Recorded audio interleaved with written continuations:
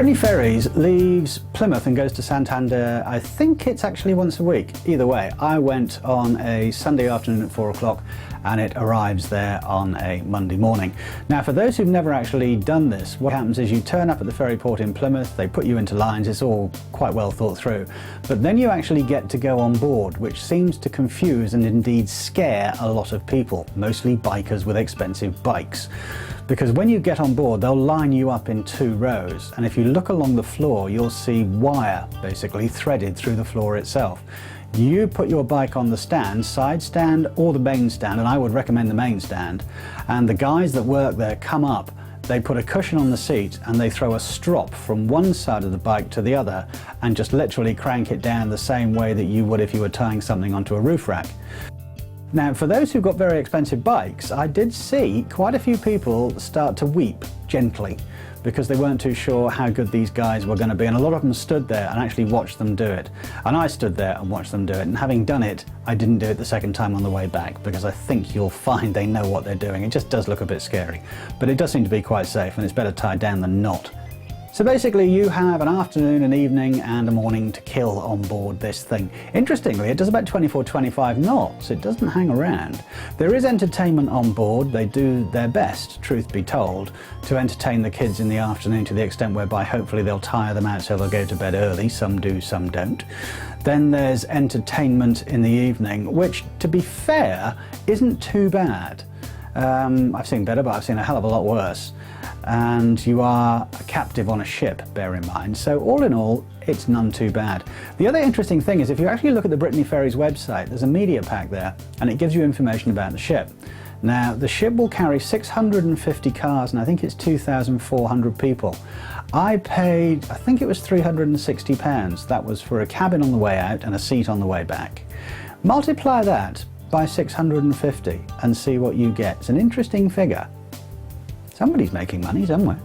Now the choices are a cabin or a seat on board this thing. These are the seats, and as you can see, they will take every moment of your time to try and sell you extras while you're on board.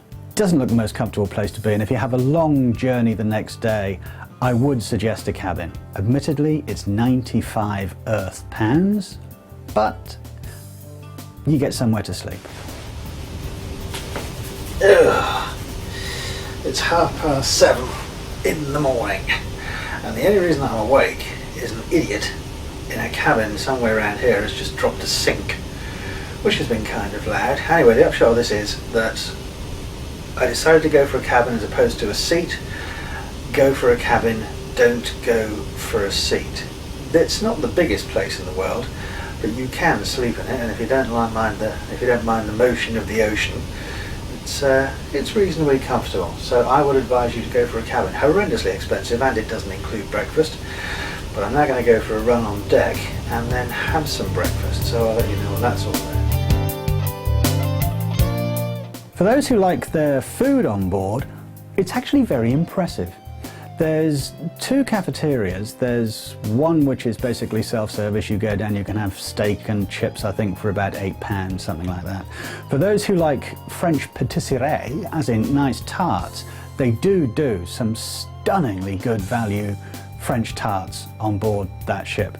The other end of the spectrum takes you to the restaurant, where if you want to go in there, I strongly suggest that you book early because they queue to book to get into this place. It's £30 a head or £28 a head depending on which menu you go for. So it's a bit steep, but I think it's very good value. Breakfast was my first major decision on the Monday morning, and I'd actually read something online where a guy had done this trip before and said you can do the cafeteria, I think it's about £3.50, and they give you a croissant and a cup of coffee. Or you can push the boat out and spend £10, which ended up being £11.80 in this new brave world of ours, and you can have breakfast in the restaurant. And to be perfectly honest, I would spend the 12 quid for a couple of reasons.